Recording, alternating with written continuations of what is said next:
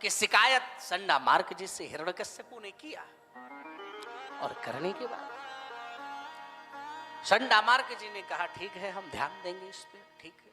दोबारा प्रहलाद जी फिर पढ़ने के लिए गए और जब दोबारा पढ़ने के लिए महाराज प्रहलाद जी फिर पुनः गए और कुछ दिन बाद जब प्रहलाद जी महाराज वापस आए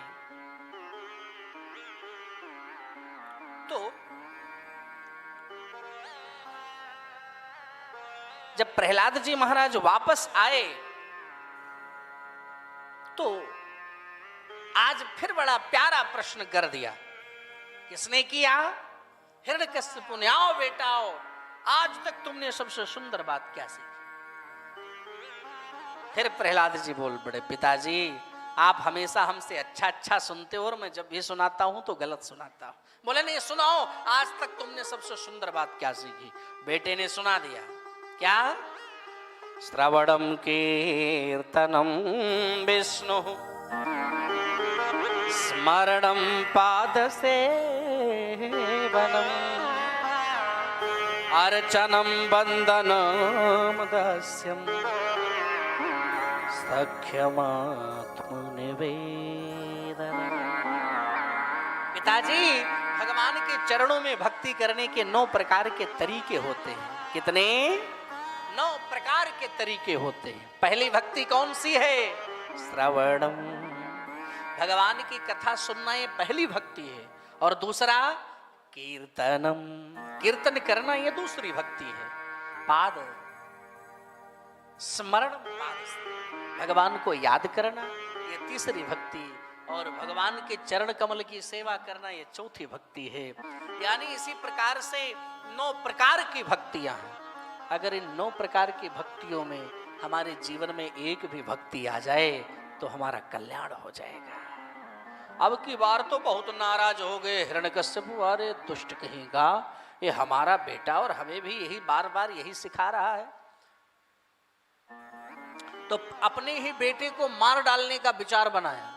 पहले डांटना, है अरे उसी का नाम तो क्यों लेता है जो तेरे चाचा को जिसने मारा, और तू उसी का नाम ले रहा। जब प्रहलाद जी नहीं माने तो प्रहलाद जी को मारने का षड्यंत्र करने लगा। क्या क्या? छत से नीचे फेंक दिया, ऊपर से नीचे। प्रहलाद जी को कुछ नहीं होगा। दूध में जहर डाल करके पिलाने के लिए दिया, प्रहलाद जी को कुछ नहीं हुआ। सर्प से कटवाया, प्रहलाद जी का कुछ नहीं हुआ। यहां तक कि हिरण्यकश्यपु की बहन का नाम होलिका था। क्या नाम था?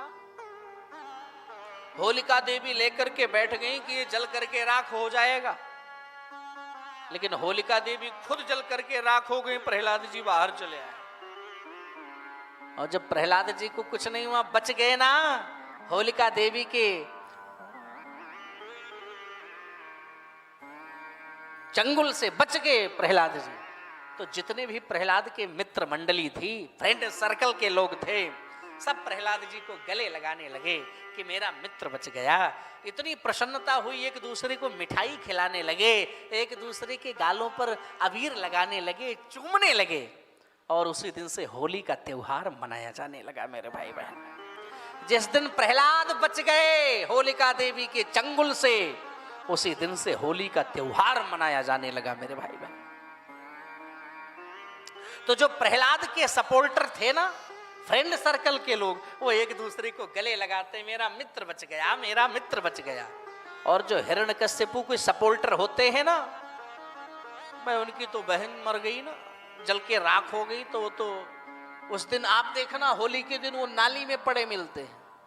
होली के दिन दोनों दृश्य दिखाई पड़ते नहीं दिखाई पड़ते हैं? दोनों लोग दिखाई पड़ते हैं।